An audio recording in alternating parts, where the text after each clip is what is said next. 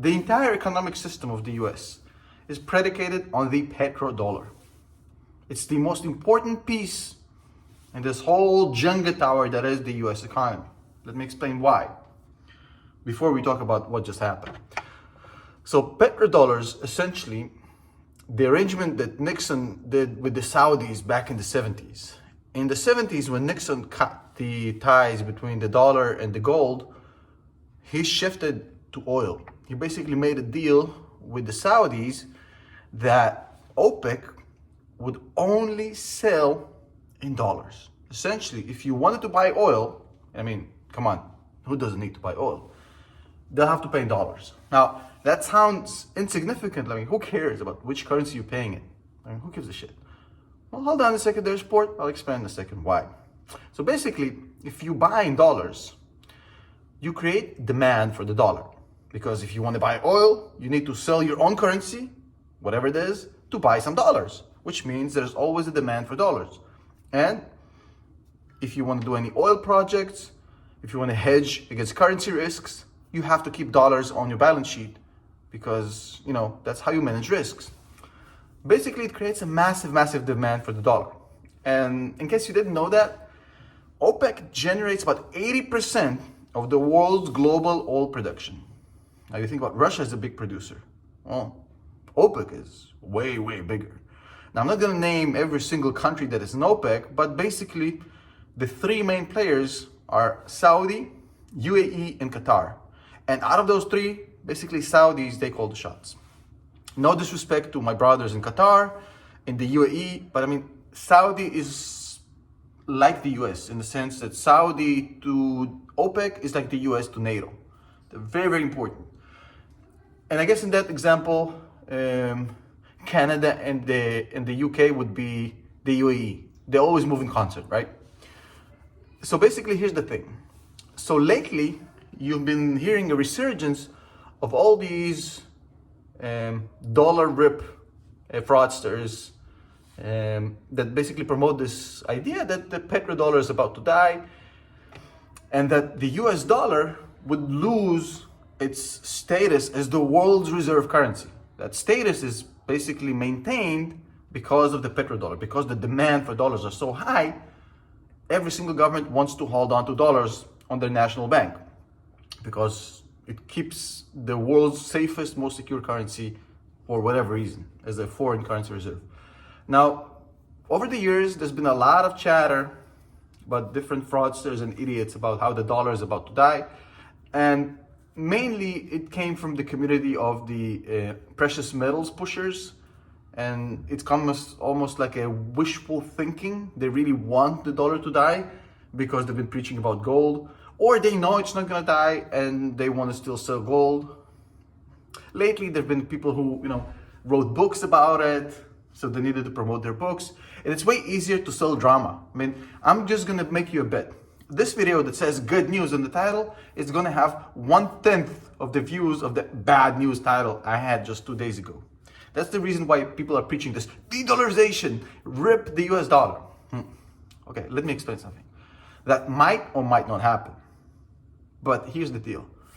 The whole setup is based on what's going to happen with petrodollars. Now, Russia is going to make some wave with commodities. Obviously, Russia is going to their own system of basically trying to trade commodities for rubles or maybe yuans. I don't know exactly what's going to happen there. And there might be some sort of a parallel system for Russian commodities. Okay. And, it's going to be maybe another currency that's going to be used in the global trading system for commodities. But as long as the US can keep petrodollar status, this whole Russian commodities thing is not a big deal. Now, it's not cool, but it's not thesis breaking. Let's call it this way. Now, where the thesis can break and where the dollar can lose its reserve currency status and completely fall apart is in this scenario. And before I explain it, let me explain why this is important. So basically, if you are the US economy, if you're the US government, you need to print money, right? That's basically how things work. But nobody really prints money like that. It's not like the US can just print money.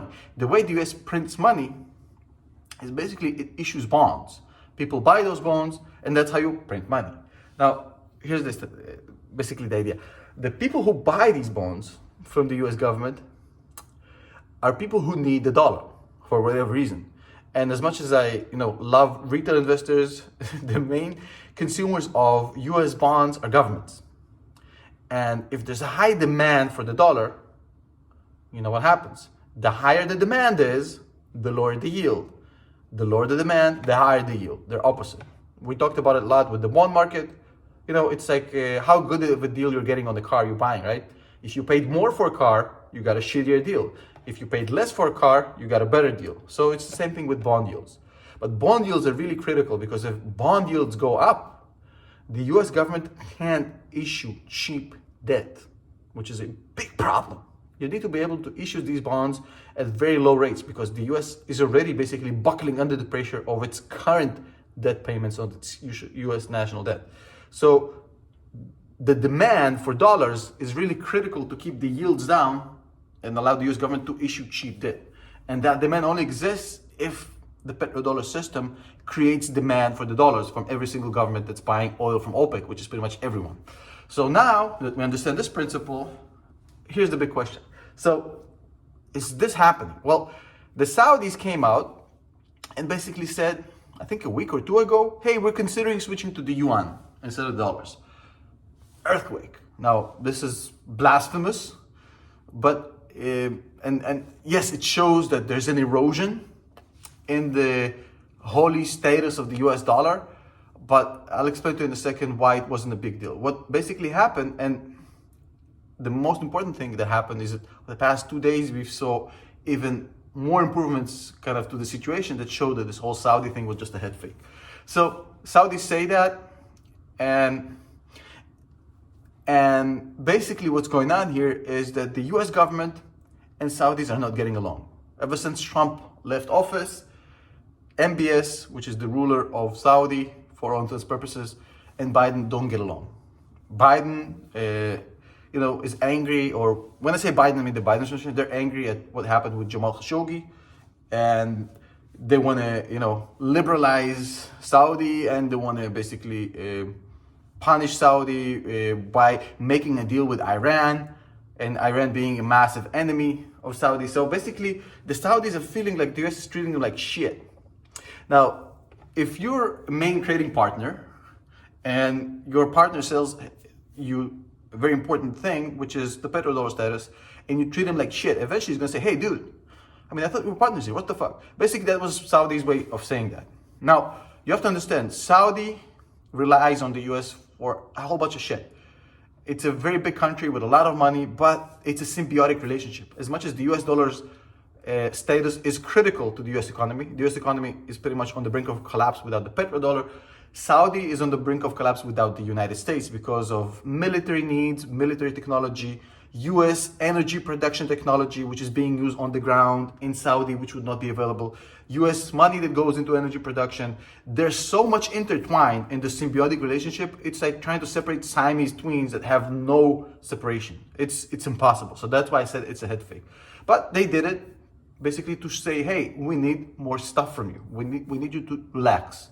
And China played along for their all intents purposes, but China really doesn't want that now. And I'll explain that in a separate video of why China doesn't want the reserve currency status today. It's way too soon for them. They're probably looking at 10, 15 years down the road.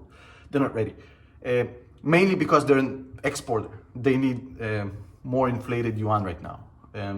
But that's a whole different story. And also they hold a lot of US assets and US debt. It's a whole different story. But basically, in the past week, we heard two things that happened. The US sent Patriot missiles to Saudi to protect them against the Houthi rebels in Yemen, which was a sign, and this was confirmed by a US official, basically a peace offering to Saudis. And today, a US official confirms that Iran and the US are stalling on this agreement of this nuclear weaponry or nuclear energy, whatever they want to call it, because the US is now dragging their feet and they don't want to remove the Iranian Revolutionary Guard from the list of terrorists, which is exactly what Saudi have been saying to the US. Hey, we don't want the Iranian National Guard off this list of terrorists. We don't want this deal with Iran. So basically the US is now giving more weapons to Saudi and basically saying, hey, Iranian deal, well, let's put it nice for a second. I know it's not a lot. You kind of see it and say, oh, wait, really is important. It's showing you that the US is basically trying to get, like, remember, like in a wedding, there's a wedding registry, there's all this gift the couple wants you to buy to them. So the Saudis have a list and they just give them two things of that list, which are really two important things. Now, where the key would be is to see what OPEC will do in their meeting. This week, there's an OPEC plus or OPEC meeting. I don't remember which one exactly are meeting, but there's a big meeting, and basically the oil countries will meet and they'll decide whether to increase production to help the US. That will be really important to watch. If they agree to help, that means that there's a relationship going. If they say, hey, we're not helping, then they're asking for more from the US, and then we'll see how the US responds, whether with force or with more kindness. Let's see what happens. But if you wanted some good news, the US is definitely trying to court Saudi Arabia because they need OPEC to increase production to cover for what Russia has been doing and basically provide cheap energy to the US. So, good news, happy Sunday, see you tomorrow.